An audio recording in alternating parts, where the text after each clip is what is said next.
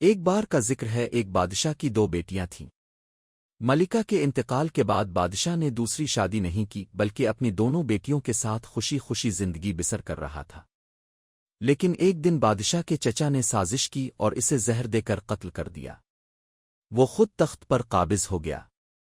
ایک وفادار نوکرانی نے یہ سب اپنی آنکھوں سے دیکھا۔ جب اسے اندازہ ہوا کہ اب شہزادیاں بھی خطرے میں ہیں، تو وہ رات کی تاریکی میں دونوں کو لے کر فرار ہو گئی۔ یوں ایک ظالم شخص تخت پر بیٹھ گیا اور دو معصوم شہزادیاں ایک غریب بوڑھی نوکرانی کے سہارے جنگل میں جا بسیں۔ وقت گزرتا گیا۔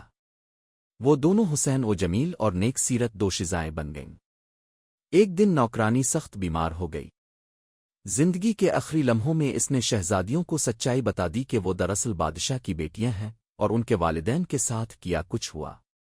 نوکرانی کے انتقال کے بعد وہ دونوں تنہا رہ گئیں اور والدین کو یاد کر کے بہت روئیں۔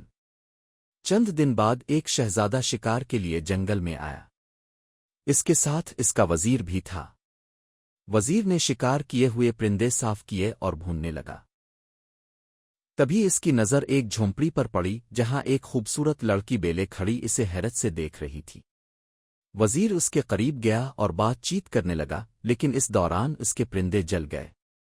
بیلے نے مسکرا کر کہا، میں دوبارہ تیار کر دیتی ہوں۔ بیلے نے مہارت سے نئے پرندے بھون کر دیے۔ جب وزیر نے شہزادے کو وہ کھانے پیش کیے تو شہزادہ حیران رہ گیا کہ آج کا کھانا اتنا مزیدار کیسے ہے۔ وزیر نے سچائی بتائی کہ یہ کھانا جنگل میں ایک جھونپڑی میں رہنے والی خوبصورت لڑکی نے بنایا ہے۔ ادھر جب ریتھا جھونپڑی واپس آئی تو بیلے نے اسے سب واقعہ سنایا۔ ریتھا مسکرا کر بولی، دیکھنا وہ کل خود شہزادے کو بھی ساتھ لائے گا اور تم سے شادی کرے گا۔ لیکن میرا ذکر مت کرنا، بیلے نے انکار کر دیا۔ میں تمہیں چھوڑ کر نہیں جا سکتی۔ اور ریتھا نے سفید پھولوں کا ایک چھوٹا سا گلدستہ اسے دیا اور کہا، اگر وہ تمہیں لے جائے تو راستے میں یہ پھول گراتی جانا تاکہ میں تمہیں ڈھونڈ سکوں۔ اگلے دن شہزادہ وزیر کے ساتھ آیا۔ بیلے کی خوبصورتی دیکھ کر وہ فریفتہ ہو گیا اور اسے شادی کی پیشکش کی۔ بیلے نے رضامندی ظاہر کی۔ راستے میں وہ سفید پھول گراتی گئی اور ریتھا ان کا پیچھا کرتی رہی۔ شہزادہ بیلے کو محل لے آیا اور سب کو اس کی کہانی سنائی۔ لیکن مسئلہ یہ تھا کہ شہزادے کی پہلے سے ایک بیوی تھی جو اس کی خالہ کی بیٹی تھی۔ جب خالہ کو خبر ملی تو وہ شدید غصے میں آ گئیں، مگر پہلی بیوی نے ظاہر میں خوشی کا اظہار کیا۔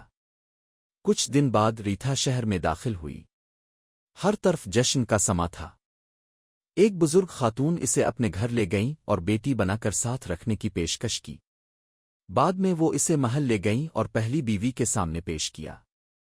پہلی بیوی نے اسے اپنی خادمہ بنا لیا۔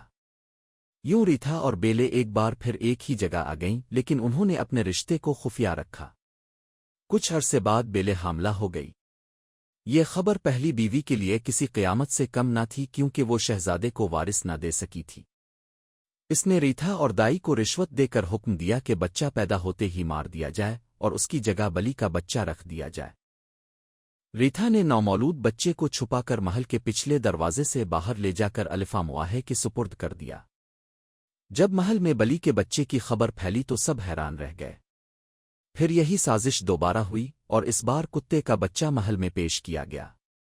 بادشاہ نے غصے میں آ کر بیلے کو قید کرنے کا حکم دے دیا۔ بیلے کو لوہے کے پنجرے میں قید کر کے شہر کے چوراہے پر رکھ دیا گیا۔ 3 دن بعد اسے عمر قید میں ڈال دیا گیا۔ یوں پہلی بیوی کی سازش کامیاب ہو گئی۔ ریتھا نے فیصلہ کیا کہ وہ محل کو ہمیشہ کے لیے چھوڑ دے گی۔ وہ الفا مواہے اور دونوں بچوں کو لے کر ایک جھونپڑی میں جا بسی اور بچوں کی پرورش کرنے لگی۔ 5 سال بعد بادشاہ شکار کے لیے جنگل آیا۔ اس نے دریا کے کنارے 2 خوبصورت بچوں کو لکڑی کے گھوڑے کے ساتھ کھیلتے اور ایک نظم گاتے سنا۔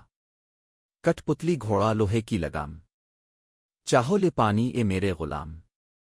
بادشاہ حیران ہوا اور بچوں سے پوچھا، یہ تمہیں کس نے سکھایا؟ انہوں نے جواب دیا، ہماری خالہ نے۔ بچوں نے اسے جھونپڑی میں لے جا کر ریتھا سے ملوایا۔ ریتھا نے تمام سچائی بادشاہ کو بتا دی۔ بادشاہ کے دل میں شرمندگی کی لہر دوڑ گئی۔ بادشاہ نے بچوں کو گلے لگایا اور محل لے آیا۔ وزیر جو ریتھا کو خاموشی سے دیکھ رہا تھا، بادشاہ نے اس کی نگاہوں کو بھانپ لیا اور اسے حکم دیا، تم ریتھا کو اپنے گھوڑے پر سوار کر کے لے جاؤ۔ محل پہنچ کر بادشاہ نے خود بیلے کی زنجیریں کھولی اور پہلی بیوی کو دربار میں لا کر اس کے جرائم کا انکشاف کیا۔ بیلے بچوں کو سینے سے لگا کر خوب روئی۔ بادشاہ نے اعلان کیا کہ وہ پہلی بیوی کو اس کے گناہوں کی سزا دے گا، لیکن بیلے نے اسے معاف کر دیا۔ پہلی بیوی اس کے قدموں میں گر پڑی۔ وزیر نے جھجکتے ہوئے بادشاہ سے عرض کی، اگر اجازت ہو تو میں ریٹھا کا ہاتھ مانگنا چاہتا ہوں۔ بادشاہ نے مسکرا کر ریٹھا کی طرف دیکھا جو شرم سے نظریں جھکائے کھڑی تھی۔ بادشاہ نے سر ہلا کر اجازت دی اور یوں شاندار تقریب میں وزیر اور ریٹھا کی شادی ہو گئی۔